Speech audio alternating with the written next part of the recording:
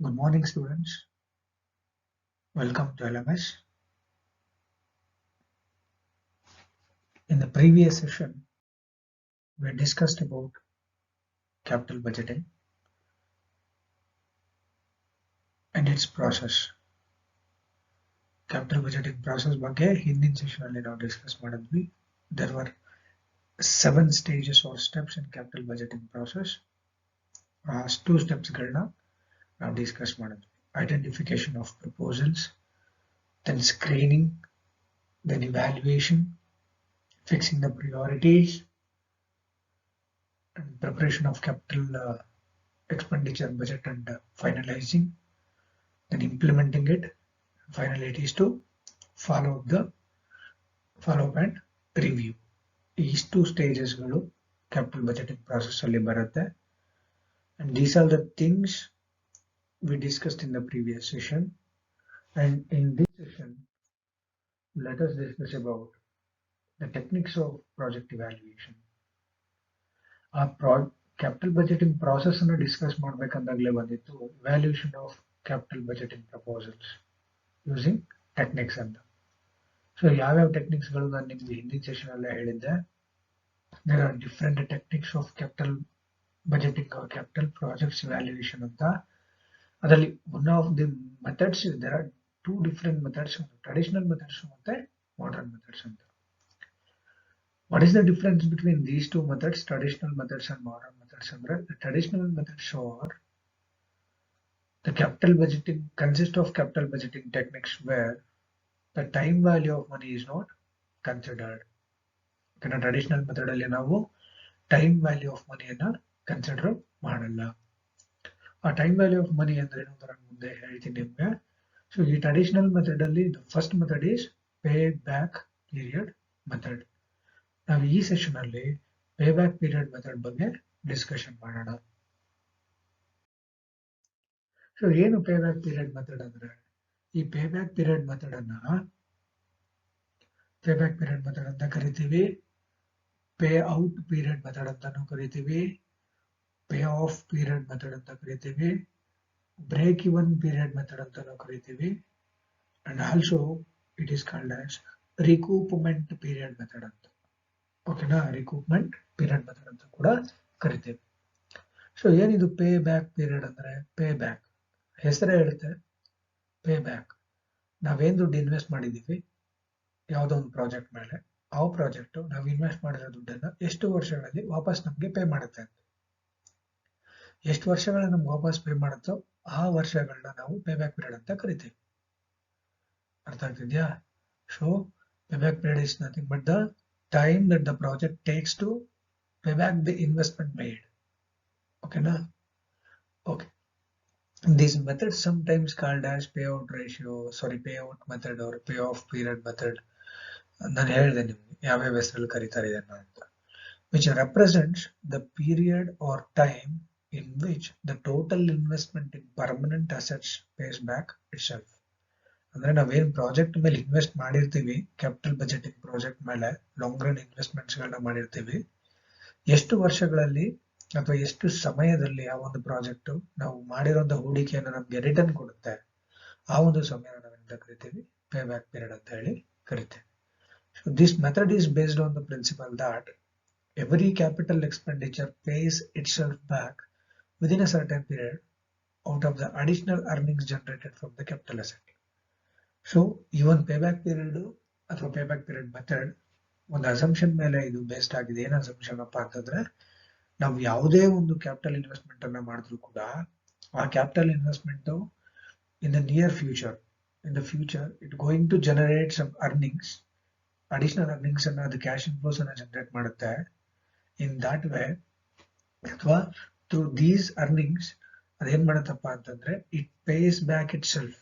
ನಾವೇನ್ ಇನ್ವೆಸ್ಟ್ ಮಾಡಿದ್ವೋ, ನಾವೇನ್ ಹೂಡಿಕೆ ಮಾಡಿದ್ವೋ ಆ ಒಂದು ಪ್ರಾಜೆಕ್ಟ್ ಮೇಲೆ, ಆ ಪ್ರಾಜೆಕ್ಟ್ ತನ್ನ ಮೇಲೆ ಮಾಡ್ಕೊಂಡಿರುವಂತಹ ಹೂಡಿಕೆನ ಏನ್ ಮಾಡುತ್ತೆ, ಕಂಪನಿಗೆ ವಾಪಸ್ ಕೊಡುತ್ತೆ.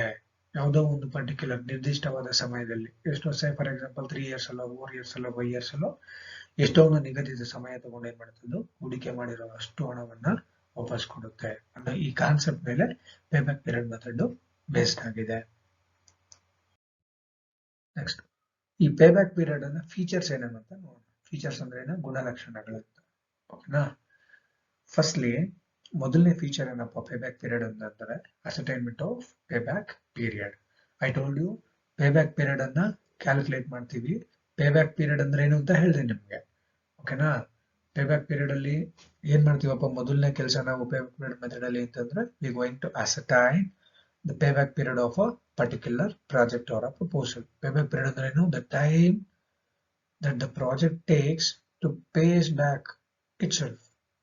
ಅಂದ್ರೆ ಹೂಡಿಕೆ ಮಾಡಿರುವಂತಹ ಹಣವನ್ನ ವಾಪಸ್ ಮಾಡ್ಲಿಕ್ಕೆ ಆ ಪ್ರಾಜೆಕ್ಟ್ ಎಷ್ಟು ಸಮಯವನ್ನ ತಗೊಳುತ್ತೋ ಅದಕ್ಕೆ ನಾವೇನಂತ ಕರಿತೀವಿ? ಪೇಬ್ಯಾಕ್ ಪೀರಿಯಡ್ ಅಂತ ಹೇಳಿ ಕರಿತೀವಿ. ಪೇಬ್ಯಾಕ್ ಪೀರಿಯಡ್ ಮೆಥಡ್ ಅಲ್ಲಿ ಏನ್ ಇನ್ವಾಲ್ವ್ ಆಗುತ್ತಪ್ಪ ಅಂತಂದ್ರೆ ascertainment of payback period. This is the very first feature of payback period method. ಇಲ್ಲಿ ನಾವೇನ್ ಮಾಡ್ತೀವಿ? ಪೇಬ್ಯಾಕ್ ಪೀರಿಯಡ್ ಅನ್ನ ಅಸರ್ಟೈನ್ ಮಾಡ್ತೀವಿ. ಈ ಪೇಬ್ಯಾಕ್ ಪೀರಿಯಡ್ ಅನ್ನ ಅಸರ್ಟೈನ್ ಮಾಡ್ಬೇಕಂದಾಗ we need to consider the cash flows generated or earnings generated by a project. ಆ project future ಅಲ್ಲಿ ಏನ್ ಕ್ಯಾಶ್ ಫ್ಲೋಗಳನ್ನ ಅಥವಾ ಹಣವನ್ನ ಸಂಪಾದಿಸುತ್ತೆ ಅಥವಾ ಲಾಭವನ್ನ ಸಂಪಾದಿಸುತ್ತೆ ಅದನ್ನ ನಾವು ಲೆಕ್ಕಕ್ಕೆ ತಗೋಬೇಕಾಗತ್ತೆ. For the purpose of payback period ಇದು ತುಂಬಾ ಇಂಪಾರ್ಟೆಂಟ್, ದಯವಿಟ್ಟು ನೆನಪಲ್ಲಿ ಇಟ್ಕೊಳ್ರಿ. ಪೇಬ್ಯಾಕ್ ಪೀರಿಯಡ್ ಅನ್ನ ಕ್ಯಾಲ್ಕುಲೇಟ್ ಮಾಡಬೇಕು ಅಂತಂದ್ರೆ ನಾವು ಯಾವ ಕ್ಯಾಶ್ ಫ್ಲೋನ ಆಧಾರವಾಗಿ ತಗೋಬೇಕಪ್ಪ ಅಂತಂದ್ರೆ for the purpose of payback period the cash flows means or earnings means the cash flows are profits after tax but before depreciation. ನಾವು ಪೇಬ್ಯಾಕ್ ಪೀರಿಯಡ್ ಅನ್ನ ಕ್ಯಾಲ್ಕುಲೇಟ್ ಮಾಡ್ಬೇಕಂದಾಗ ಕನ್ಸಿಡರ್ ಮಾಡಬೇಕಾಗಿರುವಂತ ಕ್ಯಾಶ್ ಫ್ಲೋಸ್ ಯಾವ್ದಪ್ಪ ಅಂತಂದ್ರೆ cash flows or earnings after tax but before depreciation. ಇದನ್ನ ನೆನಪಲ್ಲಿ ಇಟ್ಕೊಂಡಿರಿ. Okay, the second characteristic feature of payback period is decision rule or accept or reject criteria. So payback period ಅಲ್ಲಿ ನಾವು ಹೇಗೆ decision rule ಅನ್ನ ಮಾಡ್ತೀವಿ? How the decision will be taken under payback period method ಅಂತ. Which of the project will be accepted and which project is rejected ಅಂತ ಹೇಗೆ decide ಮಾಡೋದು ನಾವು payback period ಅಲ್ಲಿ ಅಂತಂದ್ರೆ ನಾವು ಒಂದ್ಸಲ payback period ಅನ್ನ ಕ್ಯಾಲ್ಕುಲೇಟ್ ಮಾಡಿದ್ಮೇಲೆ it will be compared with the cut-off period or which is decided in advance. ಈ ಫಿನಾನ್ಷಿಯಲ್ ಮ್ಯಾನೇಜ್ಮೆಂಟ್ ಅದು ಮ್ಯಾನೇಜರ್ ಏನಿದ್ದಾರೆ ಅಂದ್ರೆ ಟಾಪ್ ಲೆವೆಲ್ ಮ್ಯಾನೇಜ್ಮೆಂಟ್ ಅವ್ರು ಏನ್ ಮಾಡಿರ್ತಾರಪ್ಪ ಅಂತಂದ್ರೆ ಮೊದಲೇ ಪೇಬ್ಯಾಕ್ ಪೀರಿಯಡ್ ಅನ್ನ ಡಿಸೈಡ್ ಮಾಡ್ಬಿಟ್ಟಿರ್ತಾರೆ. ಫಾರ್ ಸರ್ಟೈನ್ ಪ್ರಾಜೆಕ್ಟ್ಸ್ ಯಾವ ಪರ್ಟಿಕ್ಯುಲರ್ ಪ್ರಾಜೆಕ್ಟ್ ಇದೆ ಅದರ ಪೇಬ್ಯಾಕ್ ಪೀರಿಯಡ್ ಅನ್ನ ಪ್ರೀ ಡಿಟರ್ಮೈನ್ಡ್ ಟೈಮ್ ಇರುತ್ತೆ ಅದನ್ನ ಅವರು ಡಿಸೈಡ್ ಮಾಡಿರ್ತಾರೆ. ಆ ಕಟ್ ಆಫ್ ಪೀರಿಯಡ್ ಅಂತ ಹೇಳಿ ಕರಿತೀವಿ ನಾವು. ಮಿನಿಮಮ್ ಕಟ್ ಆಫ್ ಪೀರಿಯಡ್ ಇಷ್ಟು ವರ್ಷದೊಳಗಡೆನೆ ನಮ್ಮ ಇನ್ವೆಸ್ಟ್ಮೆಂಟ್ ರಿಕವರಿ ಆಗಬೇಕು ಅಂತ ಅವ್ರು ಡಿಸೈಡ್ ಮಾಡಿರ್ತಾರೆ. ಸೊ ಯಾವ್ದಾದ್ರೂ ಪ್ರಾಜೆಕ್ಟ್ ಆ ಕಟ್ ಆಫ್ ರೇಟ್ ಈಕ್ವಲ್ ಆಗಿ ಅಥವಾ ಅದಕ್ಕಿಂತ ಮೊದಲೇ ಓಕೆನಾ ರಿಕವರಿ ಮಾಡಿಕೊಟ್ಬಿಟ್ರೆ ನಮ್ಮ ಇನ್ವೆಸ್ಟ್ಮೆಂಟ್ ಅನ್ನ that project will be accepted. ಆಗ್ತಿದ್ಯಾ? If the pay back period of any project is less than or equal to the cut off period that project will be accepted. ಅಂದ್ರೆ ಏನ್ ಕಟ್ ಆಫ್ ಪೀರಿಯಡ್ ಅನ್ನ establish ಮಾಡ್ಕೊಂಡಿದೆ company, ಅವ್ರು establish ಮಾಡ್ಕೊಂಡಿರೋಂಥ cut off period ಒಳಗಡೆನೆ ಅಥವಾ ಅದಕ್ಕೆ ಸಮನಾಗಿ ಅಷ್ಟೇ ಇದೆ. For example cut off period is 3 years ಅಂತ ಅನ್ಕೋಣ. ಯಾವ್ದಾದ್ರು ಪ್ರಾಜೆಕ್ಟ್ 3 yearsಗೆ ಸಮನಾಗಿ exactly at 3 years third year 3ನೇ ವರ್ಷಕ್ಕೇನೆ ಅದಷ್ಟು ಇನ್ವೆಸ್ಟ್ಮೆಂಟ್ ಅನ್ನು ವಾಪಸ್ ಕೊಡುತ್ತೆ ಅಥವಾ 3 ವರ್ಷದ ಒಳಗಡೆನೆ ಇನ್ವೆಸ್ಟ್ಮೆಂಟ್ ಅನ್ನು ವಾಪಸ್ ಕೊಡುತ್ತೆ ಅಂತಂದ್ರೆ that project can be accepted. ಆ ಪ್ರಾಜೆಕ್ಟ್ ಅನ್ನ ನಾವೇನ್ ಮಾಡ್ಬೋದು? ಅಕ್ಸೆಪ್ಟ್ ಮಾಡ್ಕೋಬಹುದು. ಓಕೆನಾ? In case for more than one project, ಒಂದೇ ಒಂದು ಪ್ರಾಜೆಕ್ಟ್ ಇದ್ರೆ ಓಕೆ, ಅದು ವಿದಿನ್ ದ ಟೈಮ್ ಫ್ರೇಮ್ ಒಳಗಡೆ ನಮ್ಗೆ ರಿಟರ್ನ್ ಅಷ್ಟು ಕೂಡ ದುಡ್ಡನ್ನು ವಾಪಸ್ ಕೊಟ್ಬಿಡುತ್ತೆ ಅಂದ್ರೆ ಅಕ್ಸೆಪ್ಟ್ ಮಾಡ್ಕೋಬಹುದು. ಒಂದಕ್ಕಿಂತ ಜಾಸ್ತಿ ಪ್ರಾಜೆಕ್ಟ್ಸ್ ಇದಾವೆ ಅಂತಂದ್ರೆ ಏನ್ ಮಾಡೋದು ಅವಾಗ? In case of more than one projects are mutually exclusive project ಅಂದ್ರೆ ಏನಂತ ನಾನು ನಿಮ್ಗೆ ಎಕ್ಸ್ಪ್ಲೈನ್ ಮಾಡಿದ್ದೇನೆ. ಇಂಥ ಸಿಚುವೇಶನ್ ಬಂದಾಗ ಒಂದಕ್ಕಿಂತ ಹೆಚ್ಚು ಪ್ರಾಜೆಕ್ಟ್ಗಳಿದಾವೆ ಅಥವಾ ಮ್ಯೂಚುವಲಿ ಎಕ್ಸ್ಕ್ಲೂಸಿವ್ ಪ್ರಾಜೆಕ್ಟ್ಗಳಿದಾವೆ, ಈ ಒಂದು ಸನ್ನಿವೇಶದಲ್ಲಿ the project with the lower pay back period, ಒಂದಕ್ಕಿಂತ ಹೆಚ್ಚು ಪೇಬ್ಯಾಕ್ ಪ್ರಾಜೆಕ್ಟ್ಸ್ ಗಳಿದಾವೆ ಅಂತಂದಾಗ ಆ ಎಲ್ಲಾ ಪ್ರಾಜೆಕ್ಟ್ಗಳನ್ನ ಪೇಬ್ಯಾಕ್ ಪೀರಿಯಡ್ ಅನ್ನ ಕ್ಯಾಲ್ಕುಲೇಟ್ ಮಾಡ್ತೀವಿ. ಅಷ್ಟು ಪ್ರಾಜೆಕ್ಟ್ಗಳ ಪೇಬ್ಯಾಕ್ ಪೀರಿಯಡ್ ನಲ್ಲಿ ಯಾವ ಪ್ರಾಜೆಕ್ಟ್ ಅತಿ ಕಡಿಮೆ ಸಮಯದಲ್ಲಿ ನಮ್ಗೆ ದುಡ್ಡನ್ನ ವಾಪಸ್ ಕೊಡುತ್ತೆ, ನಮ್ಮ ಇನ್ವೆಸ್ಟ್ಮೆಂಟ್ ಅನ್ನು ವಾಪಸ್ ಕೊಡುತ್ತೆ, or the project with least payback period will be selected. ಆಯ್ತಾ? ಕರೆಕ್ಟ್ ಆಗಿ ನೆನ್ಪಿಟ್ಕೊಳ್ಳಿ. In case if there is only one project, if that project pays back the entire investment within the cut-off period, that project will be selected. ಒಂದೇ ಒಂದು project ಇದೆ ಅಂತಂದ್ರೆ ಆ project company establish ಮಾಡಿರುವಂತಹ cut off period ಅಂತ ಏನ್ ಕರಿತೀವಿ, ಅದ್ರೊಳಗಡೆನೆ ಅದು ನಮ್ಮ ಅದರ ಕಂಪ್ಲೀಟ್ ಇನ್ವೆಸ್ಟ್ಮೆಂಟ್ ಅನ್ನು ವಾಪಸ್ ಮಾಡುತ್ತೆ ಅಂತಂದ್ರೆ ಅಕ್ಸೆಪ್ಟ್ ಮಾಡ್ಕೊಂತೀವಿ. In case if there are more than one projects ಅಂತಂದ್ರೆ ಅಥವಾ ಮ್ಯೂಚುಯಲಿ ಎಕ್ಸ್ಕ್ಲೂಸಿವ್ ಪ್ರಾಜೆಕ್ಟ್ ಇದ್ದಾಗ the project with least pay back period will be accepted. ಓಕೆನಾ, ಇದು decision rule, pay back period ನ decision rule. The next characteristic feature of payback period is the time value of money is not considered. I told you in the beginning, payback period is a method which comes under traditional method. Okay, is a kind of traditional method. Traditional method alli time value of money anna consider ಮಾಡಲ್ಲ. Time value of money ಅಂದ್ರೇನು, today's 1 rupee is not equal to tomorrow's 1 rupee. The tomorrow's 1 rupee will be less than that of today's 1 rupee. ಓಕೆನಾ, ನಿಮ್ಗೆ ಗೊತ್ತಿದೆ ನಾಳಿನ 1 ರೂಪಾಯಿ ಇವತ್ತಿನ 1 ರೂಪಾಯಿಗಿಂತ ಬೆಲೆನಲ್ಲಿ in terms of value it will be lesser. ಓಕೆನಾ, ಹಾಗಾಗಿ ಸಮಯದ ಬೆಲೆ ಏನಿದೆ, ದುಡ್ಡಿನ ಸಮಯದ ಬೆಲೆ, ಅದನ್ನ ಈ ಪೇ ಬ್ಯಾಕ್ ಪೀರಿಯಡ್ ಕನ್ಸಿಡರ್ ಮಾಡಲ್ಲ. ಓಕೆನಾ, these 3 R the characteristic features of pay back period. Okay, under this method, various investments are ranked according to the length of their payback period in such a manner that the investment within a shorter payback period is preferred to the one which has a longer payback period. I told you, ಯಾವ proposal ಕಡಿಮೆ ಸಮಯದಲ್ಲಿ ಹಾಕಿರೋ ಅಷ್ಟು ದುಡ್ಡನ್ನು ವಾಪಸ್ ಮಾಡುತ್ತೋ ಆ proposal ಅನ್ನು ನಾವೇನ್ ಮಾಡ್ತೀವಿ, ಪ್ರಿಫರ್ ಮಾಡ್ತೀವಿ, or else it will be selected. Okay, how we going to calculate payback period ಅಂತಂದ್ರೆ there is a formula. ಹೆಂಗೆ ನಾವು ಪೇಬ್ಯಾಕ್ ಪೀರಿಯಡ್ ಅನ್ನು ಕ್ಯಾಲ್ಕುಲೇಟ್ ಮಾಡೋದು? See, this formula can be used only when the annual cash inflows are even in the sense what, same ಅಂತ, similar, equal ಅಂತ. Okay ನೋಡಿ, ಪೇಬ್ಯಾಕ್ period ಅಂದ್ರೆ ಏನು ಅಂತ ಹೇಳಿದೆ ನಿಮ್ಗೆ. ಪೇಬ್ಯಾಕ್ ಪೀರಿಯಡ್ ಅನ್ನ ಕ್ಯಾಲ್ಕುಲೇಟ್ ಮಾಡ್ಬೇಕಂದಾಗ ನಾವು ಕನ್ಸಿಡರ್ ಮಾಡ್ಬೇಕಾಗಿರುವಂತ ಕ್ಯಾಶ್ ಫ್ಲೋಸ್ ಯಾವುದು ಅಂತ ಹೇಳಿದೀನಿ, ಮತ್ತೊಂದ್ಸಲ ಹೇಳ್ತೀನಿ. ಈ cash flows must be after tax but before depreciation. Okay na, the cash flows to be considered while calculating payback period are cash flows or earnings after tax but before depreciation. When ನೆನ್ಪಿಟ್ಕೊಂಡಿರಿ.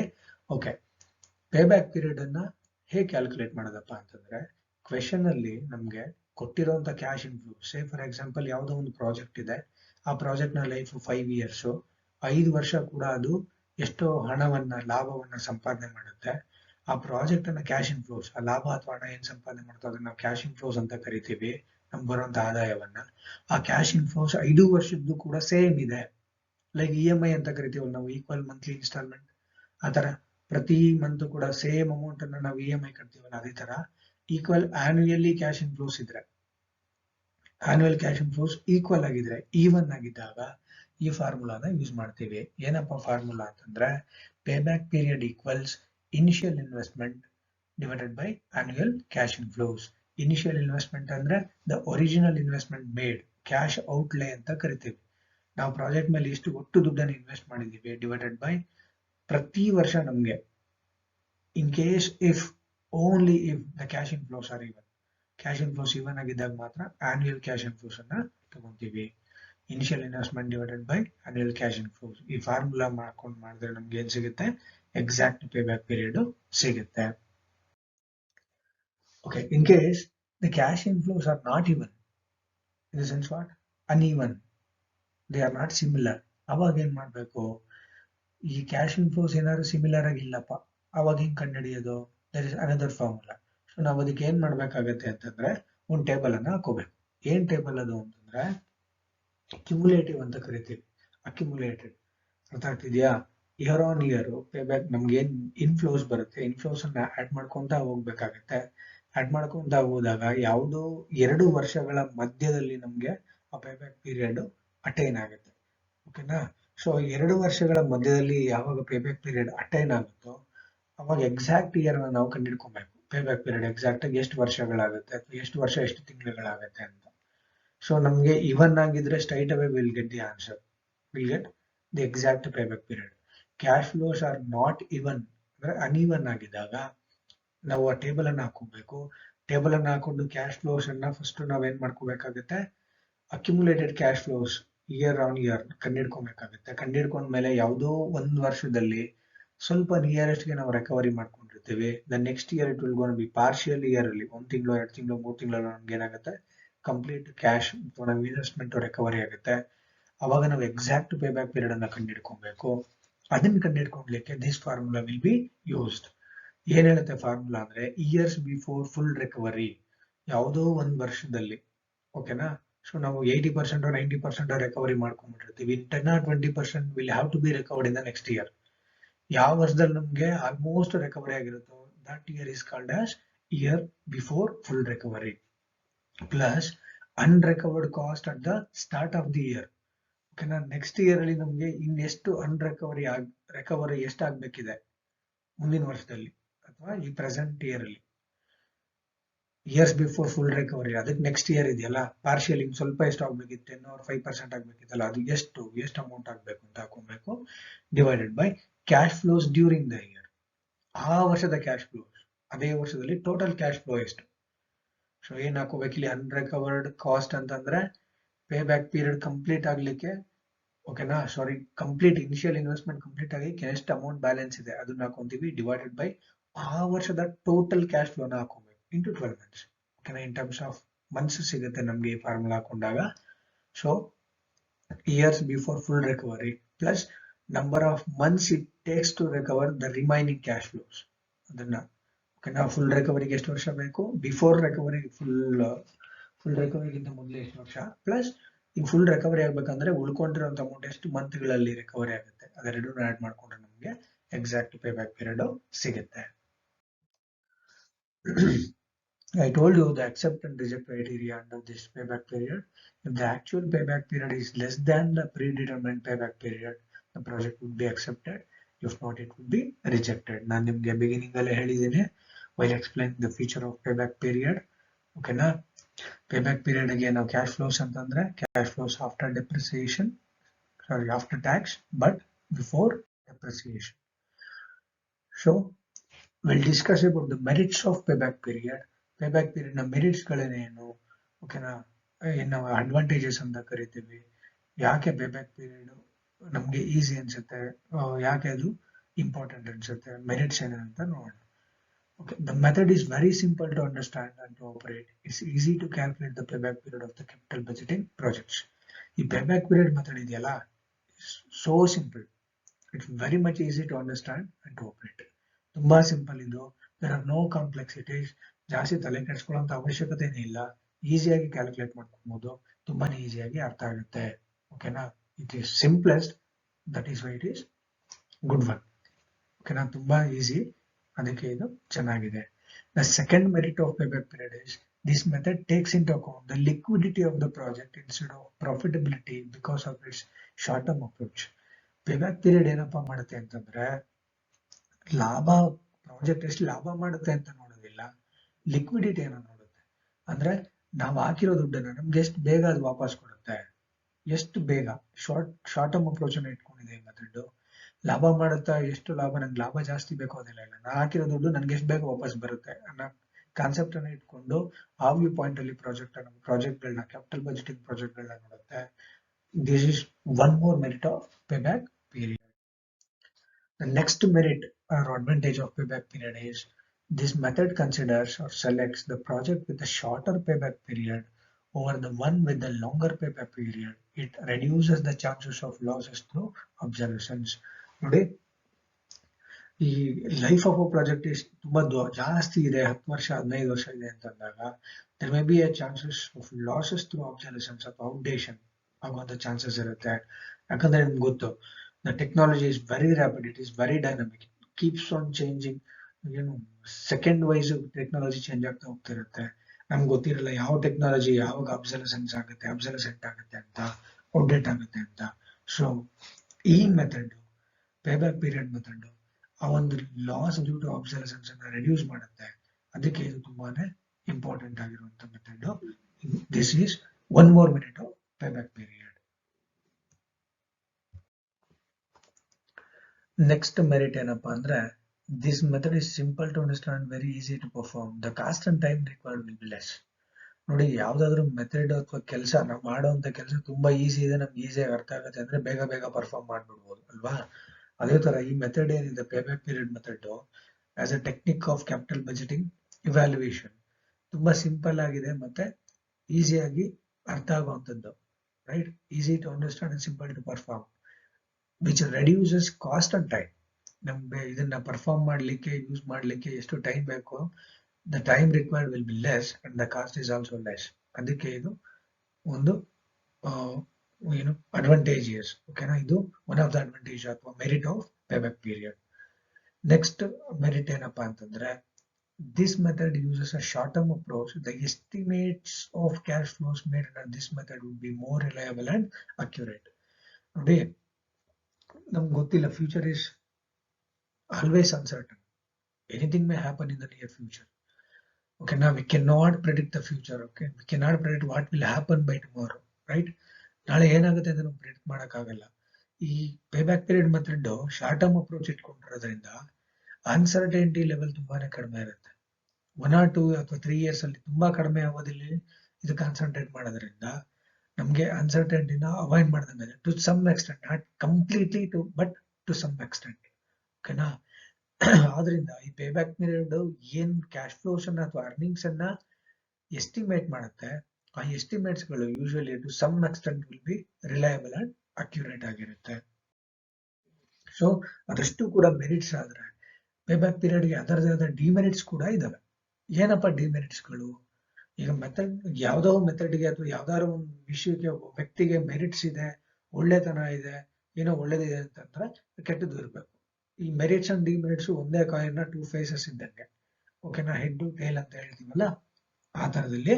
So merit ಇದೆ, ಅಲ್ಲಿ demerit ಕೂಡ ಇರುತ್ತೆ. So payback period ನ demerits ಏನಪ್ಪಾ ಅಂತಂದ್ರೆ, this method ignores that the cash flow generated after the payback period and therefore the true profitability of the project cannot be assessed. I told you, payback period na intention ಏನು, ಎಷ್ಟು ಬೇಗ project ನಮ್ಗೆ investment ಅನ್ನ return ಮಾಡುತ್ತೆ ಅಂತ ತಿಳ್ಕೊಳ್ಳೋದು ಅಷ್ಟೇ. ಓಕೆನಾ, ನಮ್ಗೆ ರಿಟರ್ನ್ ಮಾಡಿದ್ಮೇಲೆ ಅದೇನ್ ಲಾಭ ಮಾಡುತ್ತೆ ಅದೆಲ್ಲ ಇದು ಕನ್ಸಿಡರ್ ಮಾಡಲ್ಲ. ಅಂದ್ರೆ life time of the project, ಅದು ಪ್ರಾಜೆಕ್ಟ್ ತನ್ನ ಲೈಫ್ ಟೈಮ್ ಅಲ್ಲಿ ಎಷ್ಟೊಂದು ಪ್ರಾಫಿಟ್ ಅನ್ನ ಕ್ರಿಯೇಟ್ ಮಾಡಬಹುದು, ಜನರೇಟ್ ಮಾಡಬಹುದು. A project with longer payback period with higher profitability may be ignored ಅಲ್ವಾ. ಯಾವ್ದು ಪೇಬ್ಯಾಕ್ ಪೀರಿಯಡ್ ಏನ್ ಕನ್ಸಿಡರ್ ಮಾಡತ್ತಪ್ಪ ಅಂತಂದ್ರೆ, ಯಾವ ಪ್ರಾಜೆಕ್ಟ್ ಬೇಗ ದುಡ್ಡನ್ನ ವಾಪಸ್ ಕೊಟ್ಬಿಡುತ್ತೆ ಅಂತ. ಯಾವ್ದಾದ್ರು ಪ್ರಾಜೆಕ್ಟ್ ನಿಧಾನಕ್ಕೆ ದುಡ್ಡನ್ನ ರಿಟರ್ನ್ ಮಾಡಿ ಸುಮಾರು ಹೆಚ್ಚಿನ ಲಾಭವನ್ನ ಜನರೇಟ್ ಮಾಡೋ ತರ ಇದ್ರೆ ಅದು ಏನ್ ಮಾಡ್ಬಿಡುತ್ತೆ, ಪೇಬ್ಯಾಕ್ ಪೀರಿಯಡ್ ಅಂಡರ್ ಅಲ್ಲಿ ರಿಜೆಕ್ಟ್ ಆಗ್ಬಿಡುತ್ತೆ. So this is one of the demerit. Next demerit ಏನಪ್ಪಾ ಅಂದ್ರೆ, payback period is a traditional method and it does not consider the time value of cost and return associated with the project. ನಾನು ನಿಮ್ಗೆ feature ಅನ್ನ ಹೇಳ್ಬೇಕಂದಾಗ ಹೇಳಿದೆ, payback period ಅದು payback period method, traditional method, ಇದು time value of ಮನಿಯನ್ನ consider ಮಾಡಲ್ಲ. ಅರ್ಥ ಆಗ್ತಿದ್ಯಾ? ಸೊ ಡಿಸ್ಕೌಂಟ್ ಮಾಡಲ್ಲ. ಅದು ಆಸ್ ಇಟ್ ಈಸ್ ಮುಂದೆ 10 ವರ್ಷ ಆದ್ಮೇಲೆ 50,000 ಅಂದ್ರೆ ಅದು 50,000 ಅಂತಾನೆ ಕನ್ಸಿಡರ್ ಮಾಡುತ್ತೆ. This is unscientific. ಯಾಕಂದ್ರೆ ಇವತ್ತಿನ 50,000ಕ್ಕೂ 10 years ಆದ್ಮೇಲೆ ನಮ್ಗೆ ಬರೋ 50,000ಕ್ಕೂ ಒಂದೇ ಬೆಲೆ ಇರಲ್ಲ. ಅರ್ಥ ಆಗ್ತಿದ್ಯಾ? ಇದು ಪೇಬ್ಯಾಕ್ ಪೀರಿಯಡ್ ನ ಮತ್ತೊಂದು demerit. Next, this method does not consider the salvage value of an asset and a depreciation while calculating payback period. The profit considered is not a net profit. So payback period ಅನ್ನ calculate ಮಾಡ್ಬೇಕಂದಾಗ ನಾವು ಯಾವ profit ಅನ್ನ consider ಮಾಡಬೇಕು ಅಂತ ನಾನು ನಿಮ್ಗೆ ಹೇಳಿದೆ, ಅಥವಾ ಕ್ಯಾಶ್ ಫ್ಲೋಸ್ ಅನ್ನ ಯಾವ್ದನ್ನ ಕನ್ಸಿಡರ್ ಮಾಡ್ಬೇಕು ಅಂತ ಹೇಳಿದೆ. The cash flows must be after tax but before depreciation. So payback period ignores depreciation and the profit considered by payback period is not a net profit. ಓಕೆನಾ, ಅದು ರಿಯಲಿಸ್ಟಿಕ್ ಪ್ರಾಫಿಟ್ ಅಲ್ಲ. ಅದೇನ್ ಮಾಡುತ್ತಪ್ಪ, ಸ್ಯಾಲ್ವೇಜ್ ವ್ಯಾಲ್ಯೂನು consider ಮಾಡಲ್ಲ, depreciation ಕೂಡ consider ಮಾಡಲ್ಲ. And the next demerit of payback period is prefers a short run performance of a project and a project with higher profitability. I told you in the beginning, ಇದು short run approach ಇಟ್ಕೊಂಡಿರೋದ್ರಿಂದ ಯಾವ್ದಾದ್ರು project long run profitable ಆಗಿರುತ್ತೆ ಅಂದ್ರೆ ಅದು payback period ಅದನ್ನ ಏನ್ ಮಾಡಲ್ಲ, consider ಮಾಡಲ್ಲ. This will be a loss to the company, right? Straight away it will be a loss to the company. And the next demerit of payback period is it may be very difficult to determine the minimum acceptable payback period by the management. This is usually a subjective decision.